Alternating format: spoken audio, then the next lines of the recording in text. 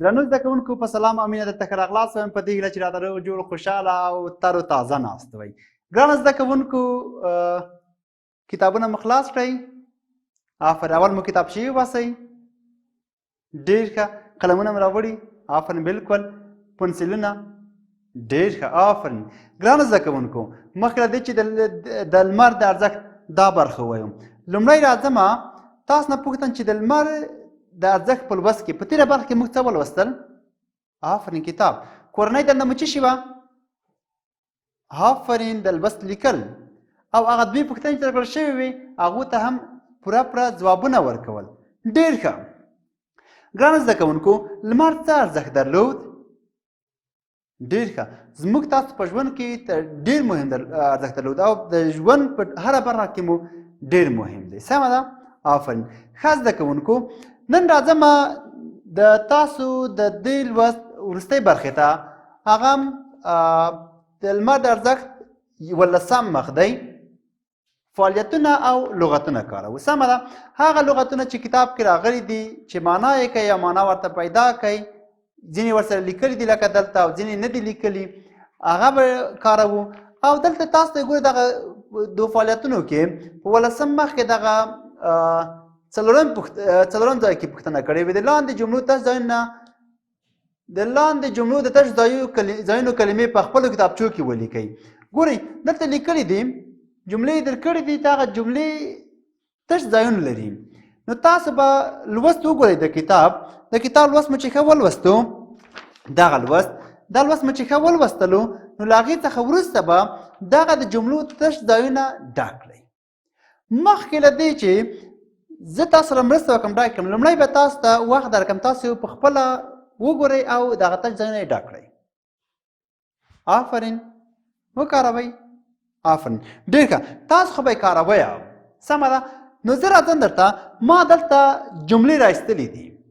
هغه جملې چې تاسو غواړئ ویې کاروئ ما راوړي، یا هغه جملې چې په دغو تشو ځایو کې راځي ما د تختې په مخ لیکلي دي.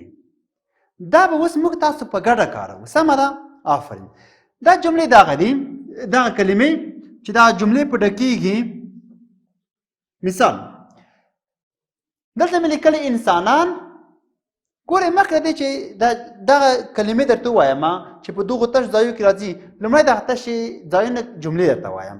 اول ګورئ دلته لیکلي وي لمر نه یوازې دا چې د رڼا او خانهخالي سرچینه ده، بلکې د څارویو الوتونکو غلو سبو میوو او خانهخالي په ژوندانه کې هم ډېره ګټه لري. دوی خانهخالي راغلي. ښه.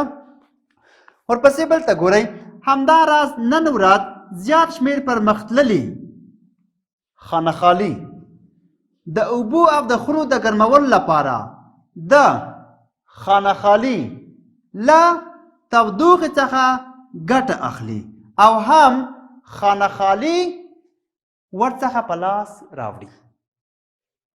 پوه شوئ؟ دا خو تش ځایونه وو. اوس دا درکړل شوي کلمې چې دي انسانانو، تودوخې، هیوادونه، لمر، برېښنا. صحیح دی. مخکې له دې چې زه درته وکاروم لومړی تاسې وایي په لومړۍ خانهخالي کې لمر نه یوازې دا چې د رڼا خانهخالي چې راځي انسانانو، تودوخې، هیوادونو، لمر، برېښنا چې راځي. آفرین. لمر نه یوازې دا چې د رڼا او تودوخې سرچینه ده. کتاب کې ګورئ لیکلي لمر نه یوازې دا چې د رڼا او تودوخې سرچینه ده. چې راځي؟ تودوخه راځي. آفرین. بلکې د څارویو الوتونکو غلو سبو میوو او خانهخالي انسانانو په ژوندانه کې هم ډېره ګټه لري. ګورئ لومړی جمله کې چې راغلل ګورئ موږ دلته ویل دي لمر نه یوازې دا چې د رڼا او تودوخې سرچینه ده، بلکې د څارویو الوتونکو غلو سبو میوو او انسانانو په ژوندانه کې هم ډېره ګټه لري. ګورئ دوی کلمې انسانان او تودوخې چې تودوخه په لومړۍ خانهخالي کې راغله د لومړۍ خانهخالي لپاره او انسانان هم د دویمې خانهخالي لپاره څنګه دی؟ صحیح راځي. بلې جملې ته ګورئ همداراز نن ورځ زیات شمېر پرمختللي انسانانو تودوخه خلاص شوله. صحیح ده. هیوادونه راځي، لمر راځي، برېښنا راځي. څه شي راځي؟ آفرین، هیوادونه. همداراز نن ورځ زیات شمېر پرمختللي هیوادونه، وینې هیوادونه صحیح راغلل. که چېرې د هیوادونو په ځای راولو چې لمر ولیکو، همداراز نن ورځ زیات شمېر پرمختللي لمر، دا کله صحیح راځي؟ که ووایو چې مثال پرمختللې برېښنا، کله صحیح راځي؟ که ووایو چې همداراز نن ورځ زیات شمېر پرمختللي تودوخې، کله صحیح راځي؟ خو چې راځي هیوادونه صحیح راځي. ځکه کتاب کې هیوادونه لیکلي دي. همداراز نن ورځ زیات شمېر پرمختللي هیوادونه د اوبو او د خونو د ګرمولو لپاره د چیز څخه؟ له لمر څخه. آفرین، د لمر له تودوخې څخه ګټه اخلي او هم شی ورڅخه لاس راوړي؟ برېښنا ورڅخه لاس راځي. نو هیوادونه یې درېیم، لمر څلورم او برېښنا یې هم پنځم. چې په پنځمه خانه خالي کې بیا څه راځي؟ برېښنا راځي. پوه شوئ؟ په ګورئ، په لومړۍ خانه خالي کې تودوخې راغلي، په دویمه کې انسانان راغلل، په دریمه کې هیوادونه راغله، په څلورمه خانه خالي کې لمر او پنځمه کې برېښنا راغله. پوه شوئ؟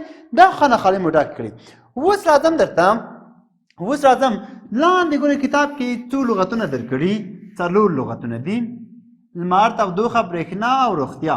بیا یې ورسره لیکلي دي وایي لاندې کلمې په لنډو جملو کې وکاروئ، په خپلو کتابچو کې ولیکئ. ګورئ دغه به کاروو دلته، صحیح دی؟ دا به کاروو، خو مګم په کتابچو کې به یې بیا څنګه کوئ؟ تاسې استفاده کوئ. سمه ده؟ دا جملې چې کومې درکړې تاسو په کتابچو کې هم لیکئ. مثال زه درته لیکم لمر، بل دی تودوخه،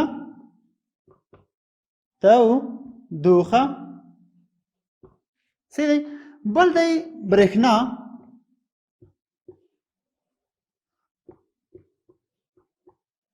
بل دی روغتیا.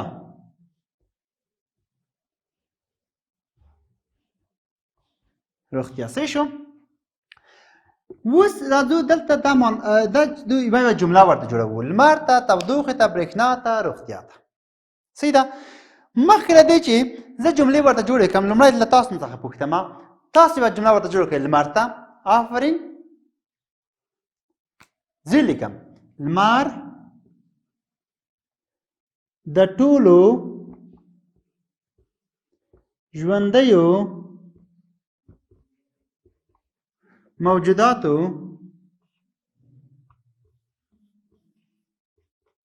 لپاره ډېر مهم دی، یا هم ډېر ارزښت لري. صحیح دی؟ بل چې دی مثال تودوخه ده، تودوخې ته جوړوو. آفرین. مخکې چې زه ورته جوړ کړم تاسې جوړ کړئ. آفرین. ګورئ د لمر تودوخه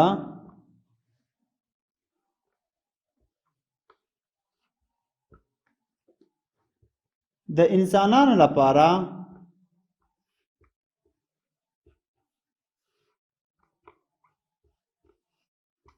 هم ډېره اړینه ده. اړینه یعنی ضروري، او که د اړینې په ځای مهمه ولیکم صحیح راځي. ګوره د لمر تودوخه د انسانانو لپاره هم ډېره اړینه ده، یعنی د ټولو ژوندیو موجودات لپاره خو اړینه ده، خو مګم د انسانانو لپاره چې انسانان یو ژوندی موجود دی، یو اشرف المخلوقات دی، دوی دپاره هم ډېره مهمه ده. صحیح شوی؟ بله خبره برېښنا. ښه، برېښنا ته به څوک یوه جمله جوړه کړي؟ آفرین. آفرین وایي. د کتاب کې چې راغلي وایي ورته. ډېر ښه. ډېری هېوادونه د لمر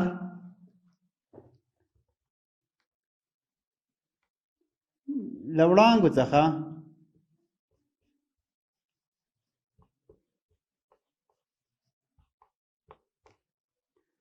د برېښنا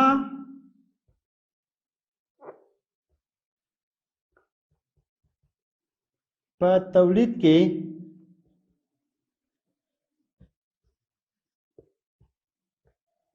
ډېره استفاده کوي.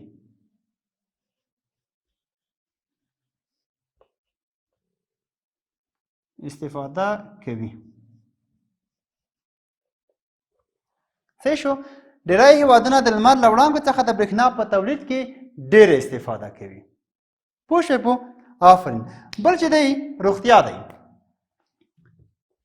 روغتیا.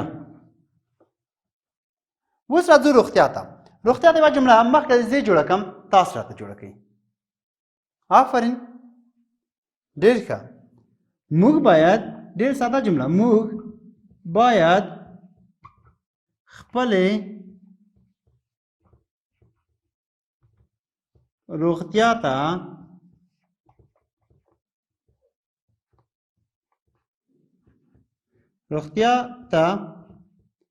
ډېره پاملرنه وکړو.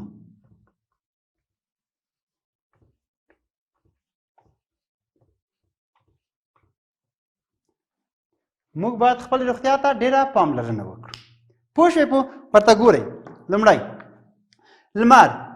لمر د ټولو ژوندیو موجوداتو لپاره ډېر مهم دی. بله جمله، لمر ډېره ګټه لري. بل موږ د لمر له وړانګو نه استفاده کوو. موږ ته لمر رڼا راکوي. موږ ته لمر تودوخه راکوي. موږ د لمر په وسیله کولی شو خپل ژوند جوړ کړو. ګورئ څومره جملې مې جوړې کړې. بله پوښتنه، بل لغت تودوخه. د لمر تودوخه د انسانانو لپاره هم ډېره اړینه ده. لمر ډېره تودوخه لري. د لمر تودوخه د ټولو ژوندیو موجوداتو لپاره ګټه لري. د لمر تودوخه ډېره اړینه ده. صحیح دی. بله برېښنا. ډېری هېوادونه د لمر له وړانګو څخه د برېښنا په تولید کې ډېره استفاده کوي. بله جمله، موږ له برېښنا څخه استفاده کوو. برېښنا د انسانانو د ژوند لپاره ډېر مهم شی دی. که نه؟ ګورئ څومره جملې جوړېږي. لکه څومره وغواړئ جوړولی شئ. بله آخري روغتیا ده. ګورئ موږ باید خپل روغتیا ته ډېر پام وکړو. دا یوه. بله، که څوک خپل روغتیا ته پام ونه کړي ناروغه کیږي. روغتیا د ژوند یو مهم توکی دی. د روغتیا په وسیله کولی شو موږ تاسو خپل ژوند په ډېره ښه طریقه مخته یوسو. هغه څوک چې روغ وي هغه ډېر کار کولی شي. پوه شوئ پوه؟ آفرین. ګورئ په دې برخه کې مو چې ولوستل د کتاب فعالیتونه، هغه ځایونه چې خالي وو، تش وو، هغه مو ډک کړل. مثال په لومړی کې تودوخه راتله، بله خانه خالي کې انسانان، ورپسې هېوادونه، ورپسې لمر، ورپسې هم روغتیا راتله. صحیح ده؟ برېښنا راتله. وروسته څو لغتونه وو، لمر وو، تودوخه، برېښنا، روغتیا. دوی ته مو یوه جمله جوړه کړه. سمه ده. او کتاب کې دلته ګورئ دغلته دویمه پوښتنه کې کړې ده. دلته ځینې په دغه چوکاټ کې کلمې راغلي، دلته بیا نورې کلمې راغلي تش ځای. په لومړی کې سرچینه ده او دوه بېلو چوکاټ څخه منبع دی. سرچینه، منبع. صحیح دی.